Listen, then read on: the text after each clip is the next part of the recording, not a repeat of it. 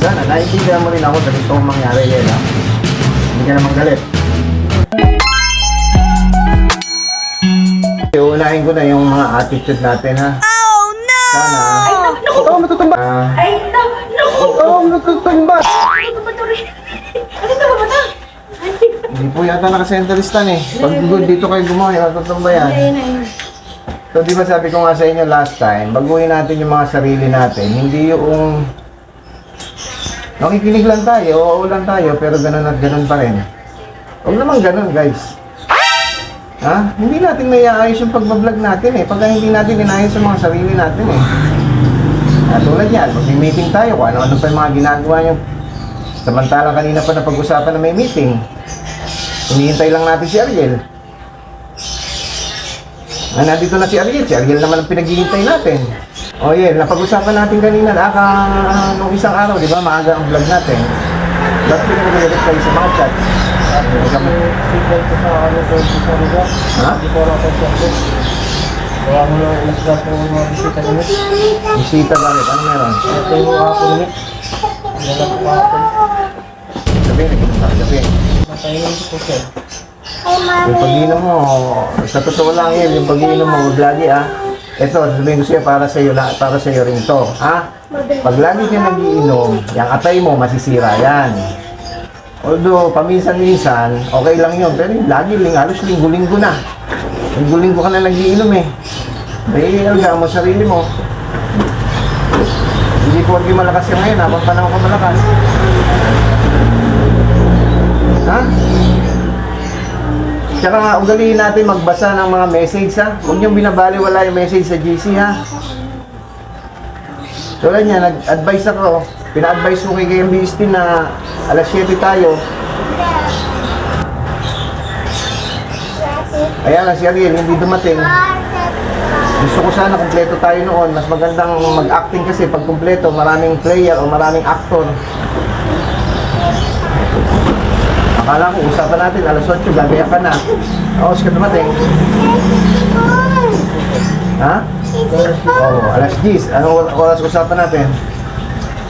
8-9, di ba? Doon sa pa-company. Tapos nagpa-chat pa ako na alas 7. Sabi ko nga, hindi, alam ko, para hindi mo kaya. Pero pag gano'n, agad maaari, kaya yun natin.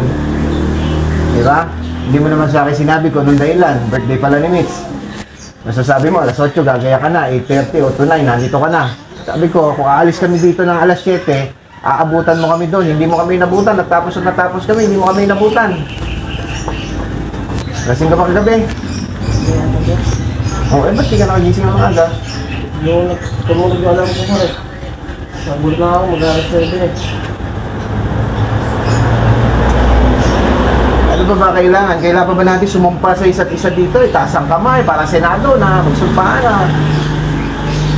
Sa pagbablog, kailangan. Di ba dati, ikaw ang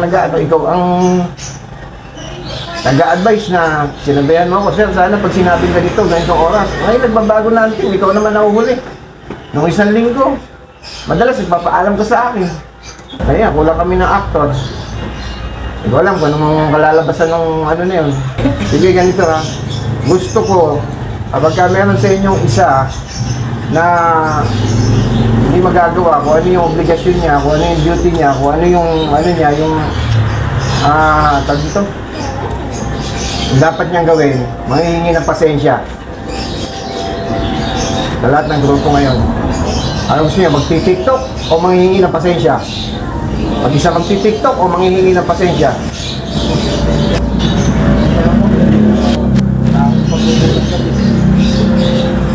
May pagkukulang kami. Kami yung pala sa buong grupo. So, sa inyo, yung paghingi ni Ariel ng pasensya, okay na ba sa inyo yan? Ha? Mark? Casey? Sana, huwag na lang ulit mauulit. Kasi, para na naman sa pangarap natin ito eh. Kaya nga tayo nagbablog. Paano pag lagi tayo naubusan ng pang-upload? Paano yun? Sige, magsalita kayo para kay Ariel.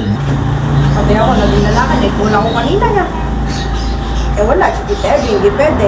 Hindi ako naging actor kanina.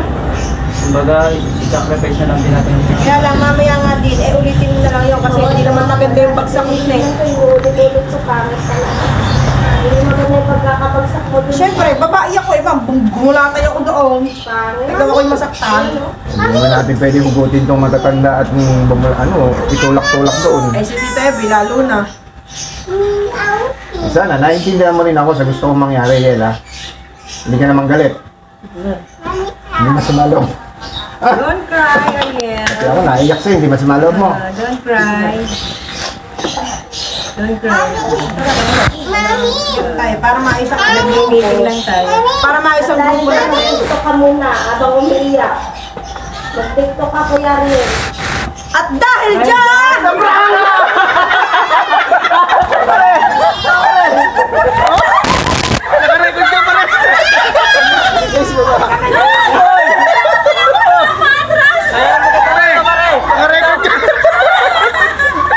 Dadala tuloy ako sa iyo. Hindi, sincere eh, pre, sincere.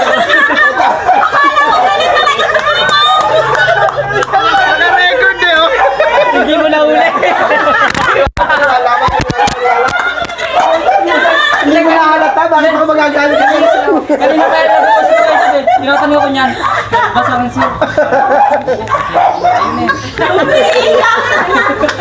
Pati ako napayak eh. Nakita ko talaga siya nasi pare. Ano na parang Katal na nga, katal na eh. magagalit sa ako si Pero yung payo ko, Hindi mo na uli. payo ko sa inyo, totoo yun ha. Kaya kay sarili mo. Ayos pa rin. Yan! Yan! Sabi ko talaga may plano niyan. Naganapan lo ha, sincere. Oo, sincere. Sabi yung plano nun. Pero mabag ka na. Eh, sabi niya, hindi niya talaga nahuli kung ito ba yung prank. Matawa na lang ako eh, napatawa na ako. Hindi niya nahuli yun.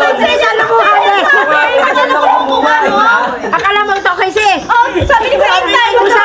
Usapan na yung kanina. Yung una sa ano, sa concert, yung sasakyan na sa Sasabi ko ba yung secretary, ay baka sa gumaga. Okay doon. May video na naman, iyak ko. Masasabi mo! Ano masasabi mo?